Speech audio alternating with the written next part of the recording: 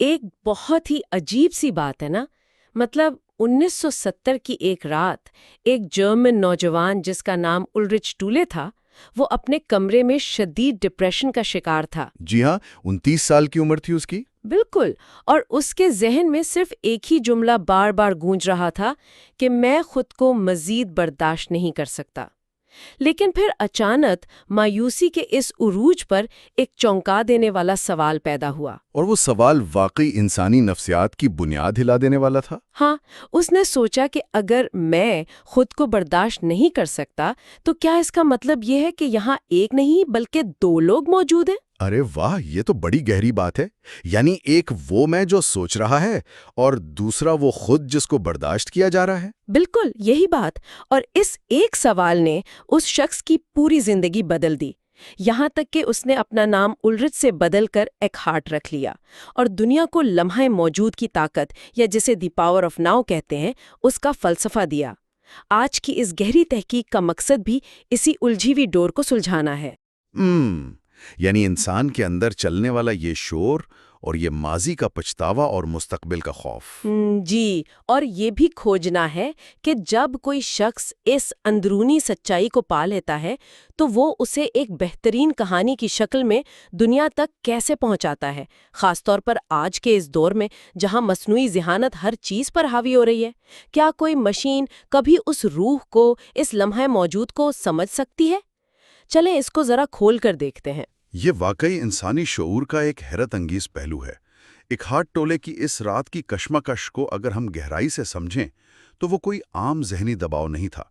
مطلب وہ جنگ عظیم دوم کے بعد کے جرمنی میں پلا بڑا تھا نا، جہاں فضا میں ہی ایک عجیب سا خوف تھا۔ ہاں، بے یقینی تو تھی اس وقت۔ بالکل، ہاسٹل کی زندگی، مستقبل کی پریشانیاں اور ماضی کے خوف، یہ سب اس کے ذہن پر ایک بھاری بوجھ بن چکے تھے۔ لیکن اس رات جب اس نے کہا کہ میں خود کو برداشت نہیں کر سکتا، تو دراصل اس کی وہ جھوٹی پہچان، وہ ایگو ٹوٹ گئی تھی۔ اچھا، یعنی اس کا وہ خود ساختہ خول ٹوٹ گیا تھا؟ جی، اسے احساس ہوا کہ جو ذہن مسلسل پریشانیاں پیدا کر رہا ہے وہ اس کی اصل حقیقت نہیں ہے۔ یہاں جو بات سب سے دلچسپ ہے وہ یہ ہے کہ اس لمحے وہ ایک گہری اندرونی خاموشی میں چلا گیا۔ اس کا ذہن اچانک بند ہو گیا اور صرف اب باقی رہ گیا۔ ایک سیکنڈ، یہ بات ہضم کرنا تھوڑی مشکل ہے۔ انسانی ذہن اکثر ایک ایسے خراب اسکرپٹ کی طرح ہوتا ہے جو بس ماضی کے پچھتاووں اور مستقبل کے اندیشوں کے گرد گھومتا ہے۔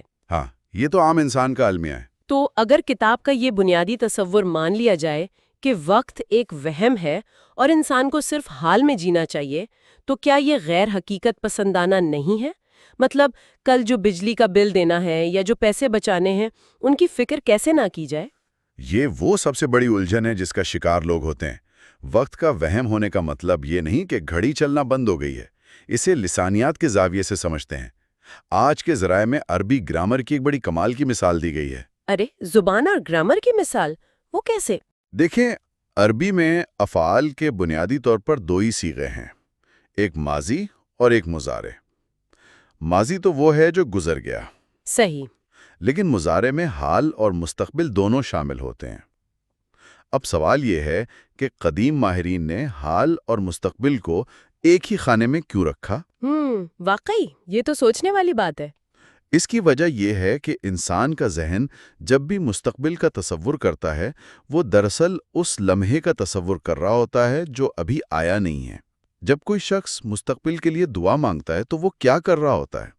وہ دراصل ایک آنے والے لمحے موجود کو ہی بہتر بنانے کی دعا کر رہا ہے۔ ارے واہ، یہ تو بہت ہی زبردست مثال ہے۔ ہاں، مستقبل کبھی مستقبل کے طور پر نہیں آتا، وہ جب بھی آتا ہے آج اور اب بن کر ہی آتا ہے۔ بل جمع کرانے کی منصوبہ بندی کرنا عملی کام ہے، لیکن اس بل کی وجہ سے آج کی نیند حرام کر لینا وہ نفسیاتی وقت کا وہم ہے۔ کمال، یعنی مستقبل کی منصوبہ بندی کرنا شعور کا حصہ ہے، لیکن خوف میں مبتلا ہونا ذہن کی بیماری ہے۔ اسی حوالے سے ٹولے نے ایک اور لفظ استعمال کیا ہے جسے وہ پین باڈی کہتا ہے۔ جی، جذباتی درد کا بوجھ۔ تو یہ پین باڈی کیا چیز ہے؟ کیا یہ بس اداسی کو کہنے کا کوئی فینسی سا طریقہ ہے یا کوئی گہری سائنس ہے اس کے پیچھے؟ نہیں، یہ محض اداسی نہیں ہے۔ اسے ایک جذباتی طفیلیے یا ایموشنل پیراسائٹ کے طور پر دیکھیں۔ فرض کریں ماضی میں کسی کے ساتھ کوئی زیادتی ہوئی، وہ واقعہ تو ختم ہو گیا لیکن اس کا درد اندر جمع ہو گیا۔ صحیح، وہ ایک بوجھ بن گیا۔ بالکل، اور وقت کے ساتھ یہ درد خود مختار ہستی بن جاتا ہے۔ اس پین باڈی کو زندہ رہنے کے لیے خوراک چاہیے، اور وہ خوراک کیا ہے؟ مزید ڈرامہ، لڑائی جھگڑا اور تناؤ۔ اچھا، یعنی وہ جان بوجھ کر انسان سے ایسے کام کرواتا ہے تاکہ اسے اور درد ملے؟ 100% ایسا ہی ہے۔ کیا کبھی ایسا نہیں ہوتا کہ کوئی شخص سڑک پر گاڑی چلا رہا ہو، کوئی دوسرا اسے غلط کٹ مارے اور وہ شخص اگلے 3 گھنٹے تک اس غصے کو ذہن میں دہراتا رہے؟ ہاں، اکثر لوگ ایسا ہی کرتے ہیں۔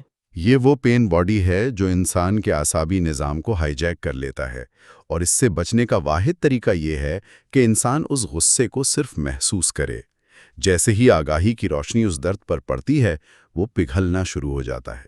یہاں بات واقعی بہت دلچسپ ہو جاتی ہے، کیونکہ اگر اس لمحہ موجود کی آگاہی کو اردو روحانیت کے آئینے میں دیکھا جائے تو یہ بالکل وہی باتیں ہیں جو صدیوں سے بتائی جا رہی ہیں۔ جی، یہ محض اتفاق نہیں ہے۔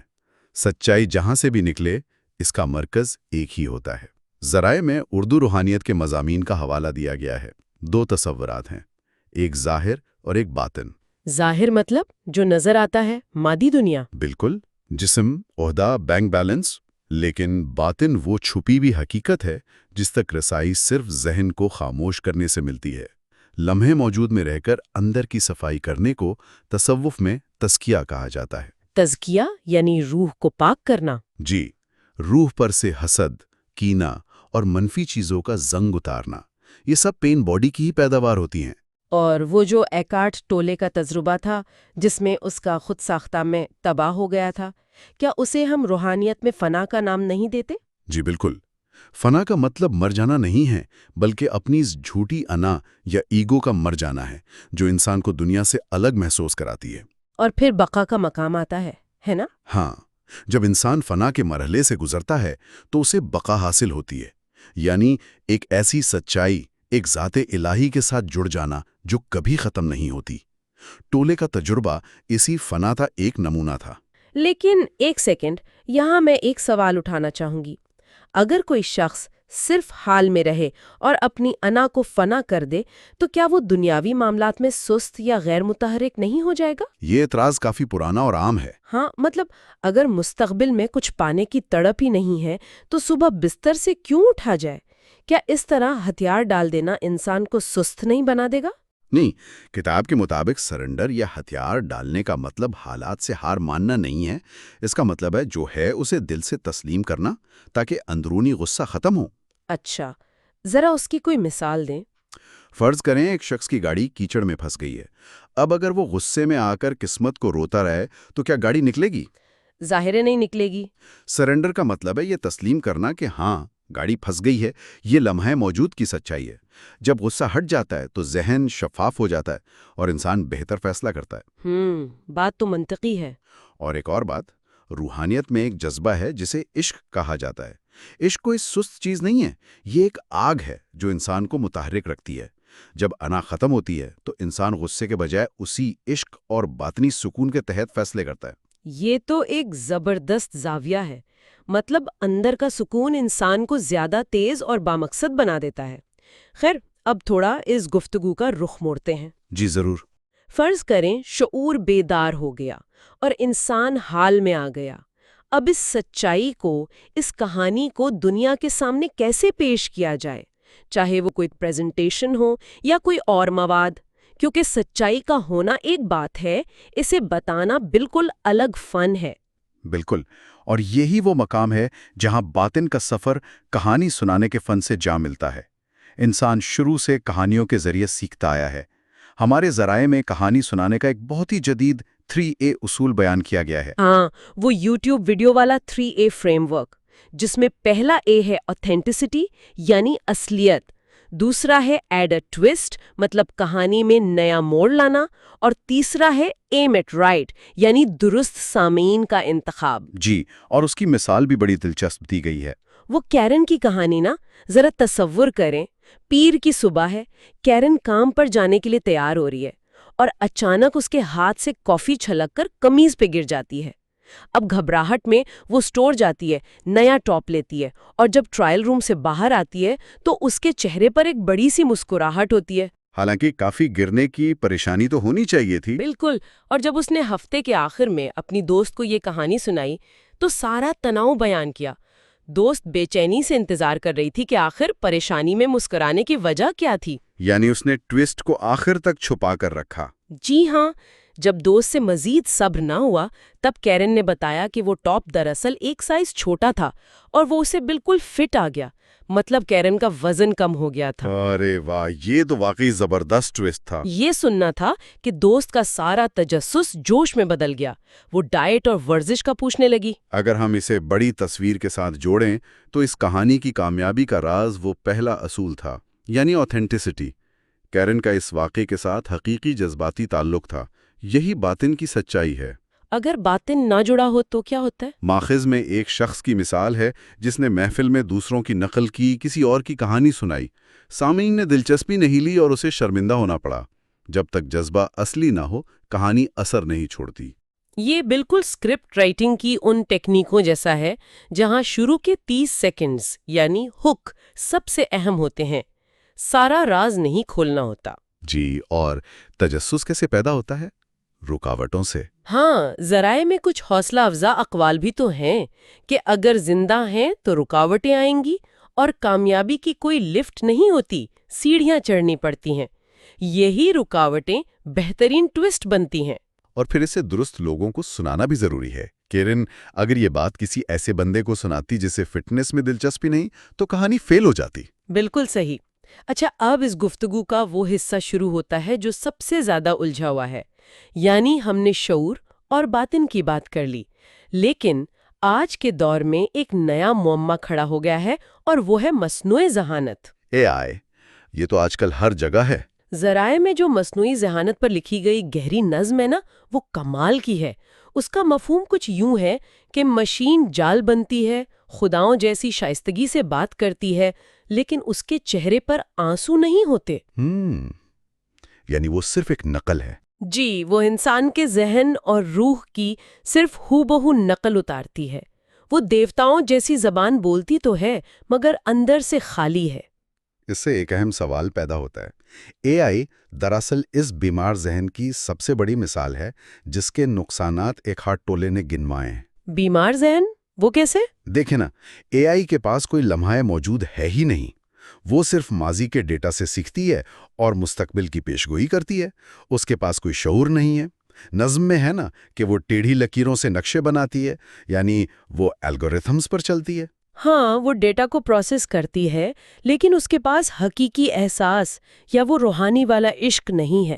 وہ محبت، درد یا لمحہ موجود کو محسوس کرنے سے بالکل قاصر ہے۔ بالکل۔ شعور اور ایک مقررہ یعنی پروگرامڈ سوچ میں یہی فرق ہے۔ سچی کہانیوں کے لیے جس روحانیت اور حال کی ضرورت ہے وہ صرف انسانوں کے پاس ہے۔ تو ان سب کا مطلب کیا ہے؟ مطلب اگر ہم اس پوری گفتگو کا خلاصہ دیکھیں تو ہم نے ایکہاٹ ٹولے کی ذہنی کشمکش سے لے کر لمحہ موجود کی طاقت تک کا سفر کیا۔ جی، اور پھر اسے اردو کے تصورات، تزکیہ اور فنا کے ساتھ جوڑ کر دیکھا۔ ہاں، اور پھر یہ بھی سمجھا کہ سچی کہانی سنانے کے 3A اصول کیا ہیں، اور آخر میں ہم نے مصنوعی ذہانت کی حدود کو بھی پرکھا۔ سننے والوں کے لیے پیغام بہت صاف ہے کہ وہ حال میں جینا سیکھیں اور اپنی سچی کہانی دنیا کو سنائیں۔ بالکل، اور اس گہری تحقیق کو ختم کرنے سے پہلے میں ایک ایسا خیال چھوڑنا چاہتی ہوں جس پر کوئی بھی شخص خود غور کرنے پر مجبور ہو جائے۔ جی ضرور۔ اگر ماضی اور مستقبل واقعی صرف انسان کے ذہن کا پیدا کردہ وہم ہے، اور دوسری طرف یہ مصنوعی ذہانت اپنا سارا علم صرف ماضی کے ڈیٹا اور مستقبل کے اندازوں سے حاصل کرتی ہے، تو کیا یہ ممکن ہے کہ مشین کا لمحہ موجود کو نہ سمجھ پانا دراصل ہم انسانوں کی اپنی خامی کا ہی ایک عکس ہو؟ یہ تو ایک بہت گہرا اور پریشان کن خیال ہے نا؟ اگر نوع انسانی کبھی پوری طرح حال میں جینا سیکھ لے تو کیا ہمارے بنائے ہوئے یہ الگوریتھم بھی اچانک ایک حقیقی شعور کے ساتھ بیدار ہو جائیں گے، یا وہ ہمیشہ کے لیے ہماری پرانی پریشانیوں کا ایک بے جان مجسمہ ہی بنے رہیں گے؟ اس سوال پر ضرور غور کیجیے گا۔ اس علم سے بھری گفتگو میں ساتھ دینے کا بہت شکریہ۔ اپنا خیال رکھیے گا۔